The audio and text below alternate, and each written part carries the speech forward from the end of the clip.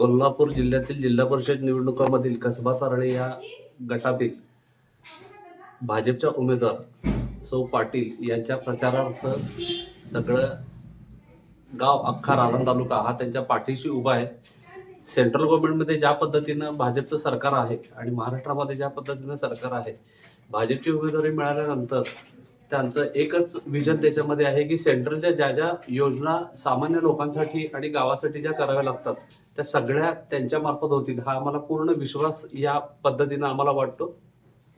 आणि याची मुख्य आहे की नदी जोड प्रकल्प आणि नदीचं शुद्धीकरण हा जो मोठा भाग आता ग्रामीण भागासाठी चालू आहे, त्याच्यामध्ये प्रत्येक गावाला सांडपाणी प्रकल्प होणे हा महत्वाचा मुद्दा आहे. आणि ह्या पाटीलताई आमच्या यातून पूर्ण त्याचा सहभाग करून घेतील आणि प्रत्येक गावाला सांडपाण्यासाठी